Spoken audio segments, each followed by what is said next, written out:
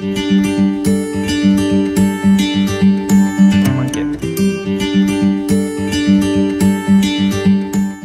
et messieurs, bonjour. Merci de rester fidèles encore au programme de Thiaroye TV International. Bienvenue à votre émission éducative consacrée à la réflexion philosophique. Alors, pour ce deuxième numéro de votre émission, nous allons essayer de voir aujourd'hui les relations, c'est-à-dire les rapports entre la philosophie et la science, la religion, excusez-moi. D'emblée, on a coutume de dire que philosophie et science entretiennent des relations, des rapports qui sont conflictuels, des rapports qui sont oppositionnels. De prime abord, il faut comprendre que pour comprendre le cours portant sur les relations entre philosophie et religion, on pourrait les canaliser sur trois axes. Ce qu'on appelle rapport de séparation, rapport de subordination et rapport de filiation. Pourquoi rapport de séparation? Pourquoi rapport de subordination et pourquoi rapport de filiation? On dit qu'il y a un rapport de séparation entre la philosophie et la religion parce que philosophie et religion ont souvent entretenu des relations qui sont conflictuelles, ont souvent entretenu des rapports qui sont opposés et contradictoires. Pourquoi? Parce que la réflexion philosophique, nous le savons, est une activité essentiellement caractérisée par la critique, la contestation, la remise en cause, l'antidogmatisme et l'anticonformisme. Alors que la religion, quant à elle, c'est un mode de connaissance qui revendique le monopole de la vérité. D'abord, il faut comprendre que le mot religion aurait une double étymologie latine, du nom religio qui signifie respect, scrupule, dérivé du verbe latin religare qui signifie associer, fédérer, compenser. Dans ce sens, on comprend que la religion semble avoir une vocation compensatrice et associatrice. Quand je dis que la religion a une fonction, a une mission associatrice et compensatrice, je pourrais fonder mon argumentation en donnant deux exemples. Si nous prenons le mot église, qui vient du grec ecclésia, qui signifie assemblée, on comprend dans ce sens que les fidèles chrétiens catholiques ont coutume de se rassembler tous les dimanches pour faire ce qu'on appelle la prière communautaire.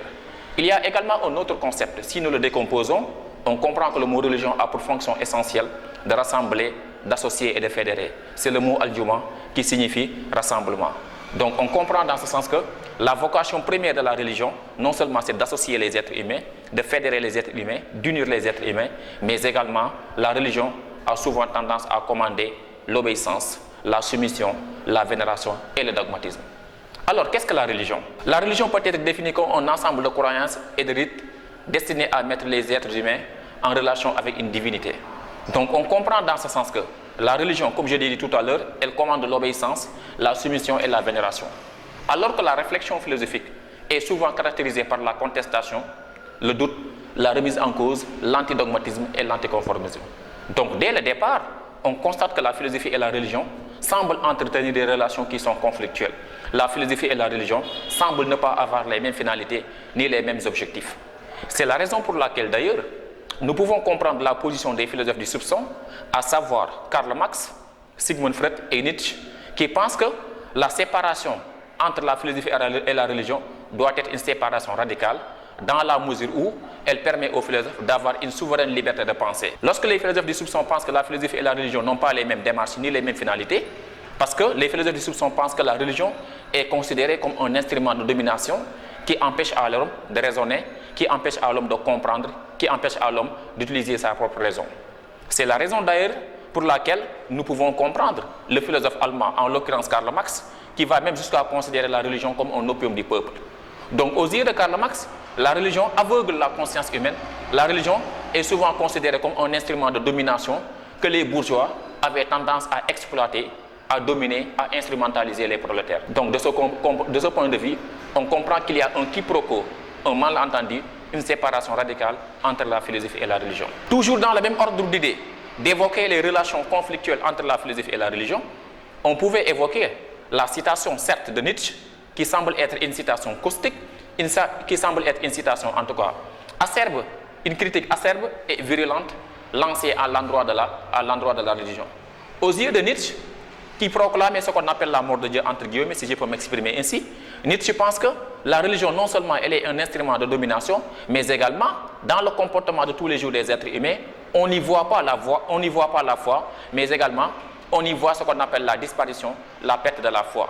C'est d'ailleurs ce qui justifie les fameux propos de Nietzsche lorsqu'il disait clairement, je cite textuellement, Dieu est mort, Dieu reste mort, c'est nous qui l'avons tué.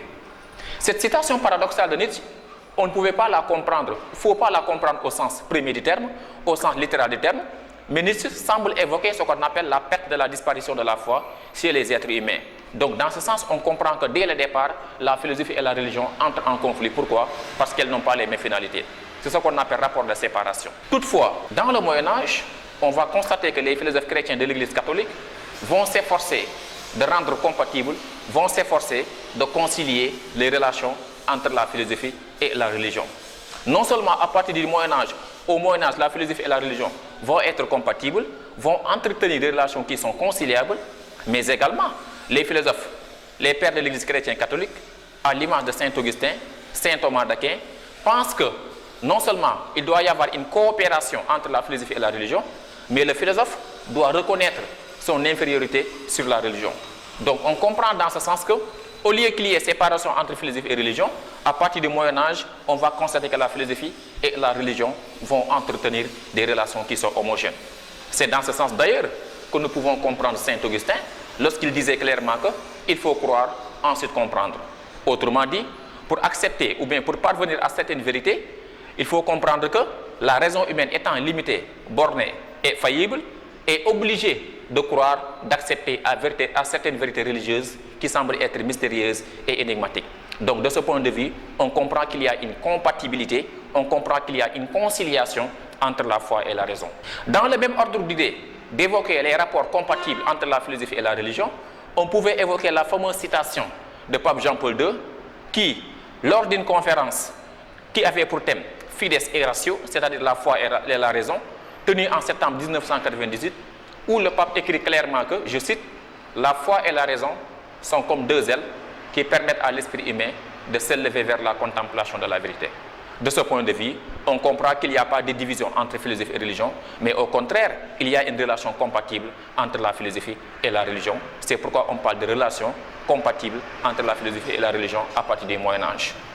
Troisième point, pour prendre une position médiane, pour couper la poire en deux, le philosophe hollandais, en l'occurrence Baruch Spinoza, nous fait savoir que ne serait-il pas plus approprié, ne serait-il pas plus sage, plus approprié de dissocier le domaine de la philosophie de celui de la religion. C'est la raison pour laquelle d'ailleurs nous pouvons comprendre Spinoza qui, dans son ouvrage intitulé Traité théologico-politique, où il écrit, je cite, « Le but de la philosophie, c'est uniquement la vérité, celui de la religion ou bien de la foi, c'est l'obéissance et la piété. » Donc à travers cette citation de Spinoza, on comprend que l'auteur semble couper la poire en deux, c'est-à-dire qu'il prend une position médiane. Donc on comprend dans ce sens que, aux yeux de Spinoza, il serait plus sage, plus approprié de laisser les philosophes se concentrer sur la philosophie et laisser les hommes religieux à côté se concentrer sur la religion. Pourquoi? Parce que la philosophie et la religion semblent ne pas avoir les mêmes démarches, semblent ne pas avoir les mêmes caractéristiques ou bien les mêmes finalités. Donc on comprend dans ce sens qu'il serait plus approprié, plus sage de séparer les deux. J'espère que la vidéo vous a beaucoup plu dans la perspective de voir les relations entre la philosophie et la religion. Alors si vous avez des questions, vous pouvez les poser. Toutefois, je vais essayer de les répondre. Alors, chers internautes, je pense que cette émission du deuxième numéro qu'on appelle Le temps de philosophie vous a beaucoup plu. Je vous donne rendez-vous prochain et portez-vous bien. Merci beaucoup.